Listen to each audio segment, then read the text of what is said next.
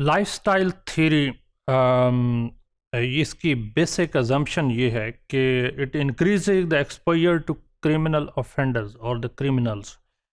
मिसाल के तौर पे बहुत सारी सोसाइटीज़ में अंदर, ख़ास तौर पे डेवलपिंग कंट्रीज़ के अंदर, के कुछ लोग लेट नाइट बाहर जाते हैं और चूँकि लेट नाइट ज़्यादातर क्रिमिनल एक्टिविटीज़ होती हैं तो इसलिए दे become the victims. Living in an area जो कि स्लम है, शांति टाउन है, ऐसा एरिया है जहाँ पे ज़्यादातर ऐसे गैंग्स रह रहे हैं। ज़्यादातर ये अर्बन स्लम्स हैं बट नॉट एक्सक्लूडेड दी पोश एरियाज़। तो वहाँ पे चांसेस हैं कि कोई क्रिमिनलिटी या कोई एक इंडिविजुअल विक्टमाइजेशन का शिकार हो जाए। Staying home at night, certain जगहों के ऊपर अगर आप किसी क्रिमिनल एरिया में रह रहे हैं और वहाँ पे रात आपने गुजारी है तो हो सकता है कि आप बर्गलरी, थेफ्ट या किसी इसी तरह के क्राइम का शिकार हों, विक्टम हो। सम टाइम ऐसे एरियाज़ में इंडिविजुअल जाता है और रात गुजारता है जो कि रूरल एरियाज़ हैं। मिसाल के तौर पे कच्चे के इलाके हैं पंजाब के सदर्न पंजाब में या सिंध के सर्टन पार्ट्स जो हैं जहाँ पे रात को क्रिमिनल्स का राज होता है। तो ऐसे एरियाज़ में अगर कोई रूरल एरियाज़ में भी मन जाता है तो वहाँ चांसेस हैं कि क्रिमिनलिटी का वो शिकार हो जाए और विक्टिमाइजेशन का शिकार हो जाए। सम टाइम पब्लिक प्लेसेस के ऊपर भी, ख़ास तौर पे स्ट्रीट क्राइम वगैरह जो हैं ज़्यादातर पब्लिक प्लेसेस के ऊपर होते हैं जहाँ इंडिविजुअल कैजुअली वॉक करना शुरू कर देता है। Let me share one experience. I was travelling in east London back in 2009। मेरे हाथ में कैमरा था और वहाँ जब मैं जा रहा था तो मेरे दोस्त ने फौरी तौर पे वो कैमरा उतार के उसने कहा बैग में डालें और बैग को अच्छी तरह टाइट करके ग्रिप में रखें। मैंने कहा मैं लंदन में हूँ, यहाँ कैसे कोई क्राइम हो सकता है? उसने कहा नहीं, ये इलाका जो है ख़ास तौर पे यहाँ पे public places are not safe और यहाँ विक्टिमाइजेशन के चांसेस ज़्यादा हैं, तो you have to be careful while going on those areas. बाज़-औक़ात अगर आप लकी इनफ हैं और कुछ पैसा ज़्यादा अर्न कर रहे हैं तो दैट आल्सो इनवाइट है और उसका एक्सपोजर भी कर रहे हैं, दिखा रहे हैं लोगों को, तो देयर आर चांसेस कि विक्टिमाइजेशन का शिकार हो जाएं।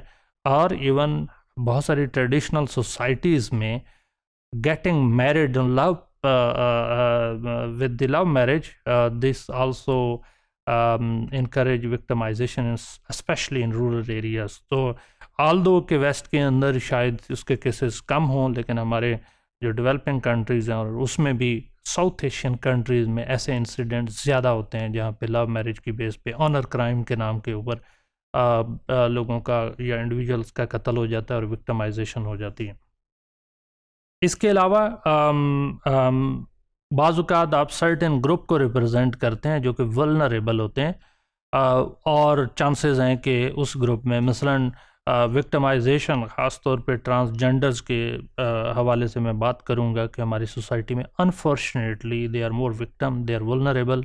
लोग उनको एक किस्म की पब्लिक प्रॉपर्टी अनफॉर्चुनेटली समझते हैं, हालांकि वो भी हमारी तरह एक इंडिविजुअल है, इंसान है, उनके भी उसी तरह से राइट्स मस्ट बी प्रोटेक्टेड, लेकिन अनफॉर्चुनेटली वो ज़्यादा उनके चांसेस होते हैं। तो सर्टन जो इसके अलावा होमलेस, जो ख़ास तौर पे अगर रिफ्यूजीज़ हैं, होमलेस हैं, ऐसे इंडिविजुअल्स हैं जो स्ट्रीट के ऊपर रह रहे हैं, बाज़-औक़ात ऑन द स्ट्रीट, चिल्ड्रन मिसाल के तौर पे स्ट्रीट पे रह रहे हैं, बाज़-औक़ात ऑफ द स्ट्रीट, यानी वो स्ट्रीट पे नहीं रह रहे लेकिन उसके नियर बाय किसी ऐसी सिचुएशन पे जो जहाँ पे चांसेस हैं कि वो ड्रग एडिक्ट हो जाएं, उनका अनफॉर्चुनेटली रेप के केसेस बढ़ें, उनको मारपीट, कॉर्पोरल पनिशमेंट दी जाती हो, तो ऐसे चांसेस हैं। ड्रग यूज़र्स जो हैं दे आर आल्सो वल्नरेबल।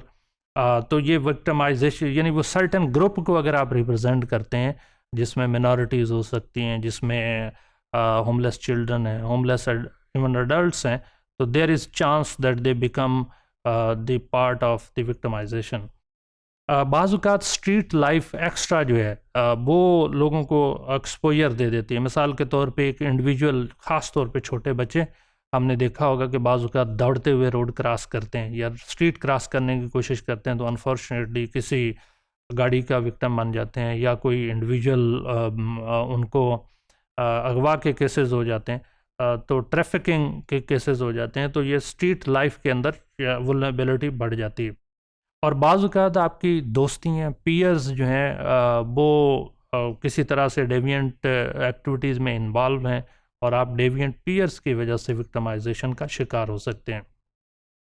इसी तरह से जो फीमेल्स हैं, unfortunately many parts of the world they are more vulnerable to be victimized of sexual harassment, sexual prostitution और इस तरह के जो जितने भी क्राइम हैं, और इवन ख़ास तौर पे यंग लोग, इसमें भी अडल्ट्स के भी चांसेस हैं, लेकिन जो यंग हैं, माइनर्स हैं या इवन नौजवान हैं, उनके ज़्यादा चांसेस हैं कि they become because of their lifestyle, because of their age, because of their certain physical structure, because of their certain communication problems, or maybe sometime communication problem नहीं होती, लोगों को सिर्फ communication की वजह से अट्रैक्शन होती है, और लोग जो है बेशक एक इंडिविजुअल ख़ास तौर पे फीमेल अगर अनफॉर्चुनेटली उनकी कम्युनिकेशन की वजह से ही विक्टिम हो सकती हैं। तो ये लाइफस्टाइल थ्योरी कहती है कि ये सारे एरियाज़ हैं या ये स्पेसेस हैं, ये प्लेसेस हैं जिसके ऊपर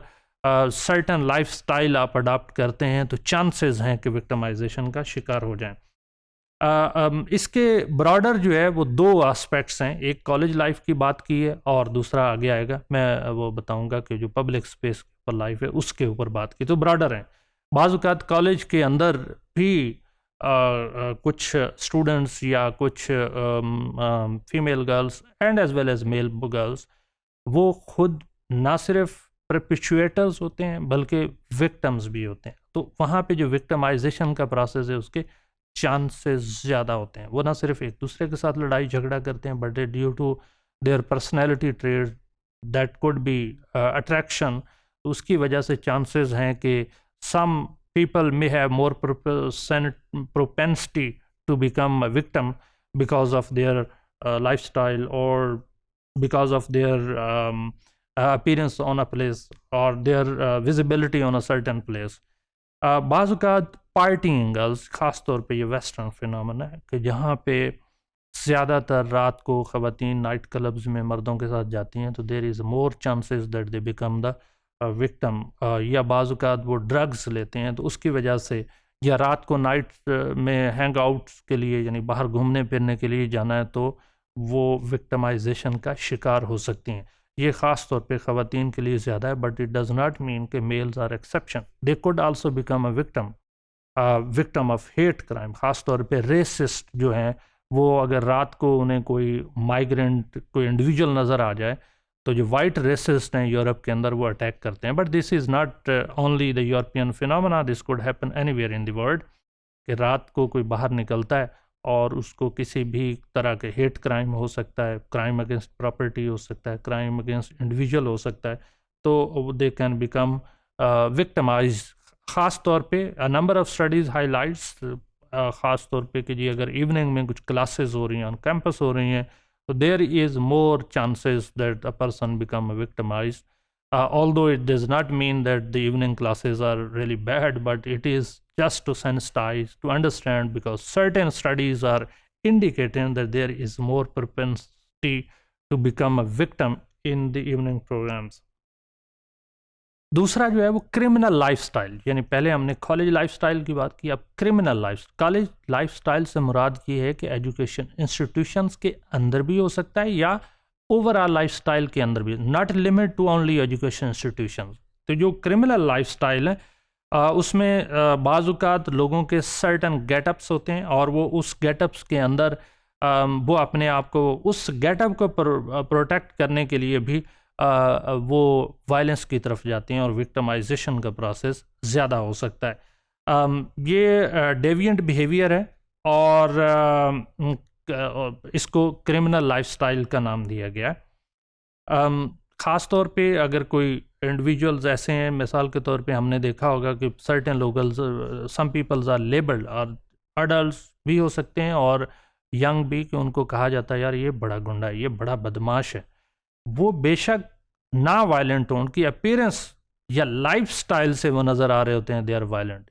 अगर कोई एक आम कॉमन कन्फर्मिस्ट, एक कॉमन सिटीज़न उनकी कंपनी में बैठेगा तो वो उस ओवरऑल इन्वायरमेंट से खौफ ज़्यादा फील करेगा। क्यों? क्योंकि क्रिमिनल का लाइफस्टाइल उसको ऑफेंड कर रहा होगा वन वे और द अदर वे।